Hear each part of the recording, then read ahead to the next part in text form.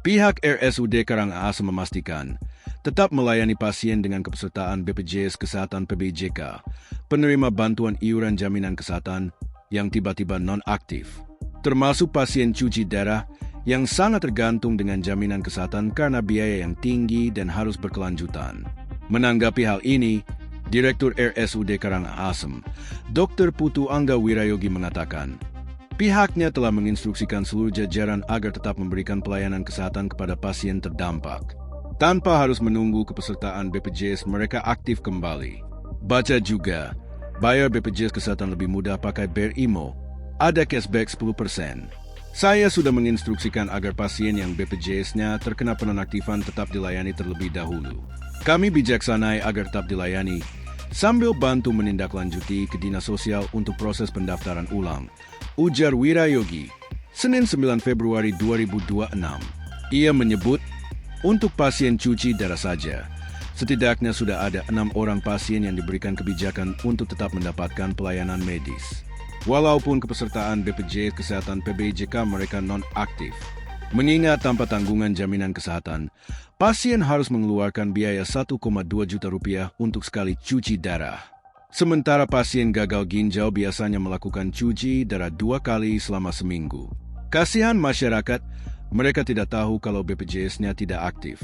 Sehingga kami ambil kebijakan tetap dilayani, ungkapnya.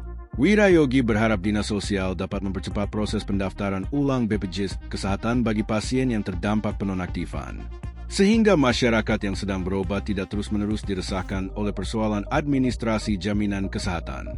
Diberitakan sebelumnya, sebanyak 21.000 lebih peserta penerima bantuan iuran jaminan kesehatan PBJK di Kabupaten Karangasem dinonaktifkan sejak Januari 2026.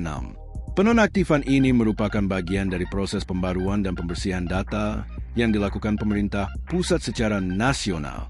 Kepala Dinas Sosial Kabupaten Karangasem, Nima Delaba Dwikarini menjelaskan, kebijakan tersebut tidak hanya berlaku di Karangasem, melainkan dilakukan secara serentak di seluruh Indonesia. Penonaktifan peserta PBJK ini merupakan kebijakan nasional untuk pembaharuan data penerima bantuan iuran. Seluruh Indonesia kondisinya seperti ini. Namun peserta yang dinonaktifkan masih berpeluang direaktivasi, khususnya jika yang bersangkutan sedang menjalani pengobatan. Ujarnya, Kamis 5 Februari 2026 lalu. Ia menegaskan, masyarakat yang status kepesertaannya non-aktif saat sedang berobat tetap bisa mengajukan pengaktifan kembali. Proses reaktivasi dapat dilakukan dengan mendatangi Mal Pelayanan Publik MPP Karangasem. Untuk mengajukan reaktivasi, masyarakat diminta membawa sejumlah persyaratan, seperti surat kontrol atau surat keterangan berobat dari fasilitas kesehatan, surat pernyataan tanggung jawab mutlak dari desa, serta fotokopi kartu keluarga, KK, dan kartu tanda penduduk KTP. Dwikarini menambahkan, proses reaktivasi membutuhkan waktu karena pengajuan harus diusulkan kembali ke Kementerian Sosial melalui sistem nasional. Hal ini menyebabkan antrean pengajuan cukup panjang karena terjadi secara serentak di seluruh Indonesia. Menurut Dwikarini, penonaktifan peserta dilakukan berdasarkan hasil verifikasi data sosial. Peserta dapat dinonaktifkan oleh pemerintah pusat apabila terdeteksi tidak lagi masuk kategori penerima bantuan, misalnya memiliki pinjaman bank, tabungan, aset tanah, kredit kendaraan, anggota keluarga bekerja sebagai penerima upah, hingga terindikasi aktivitas pinjaman online atau judi online. Meski demikian, pihaknya memastikan masyarakat tidak perlu khawatir.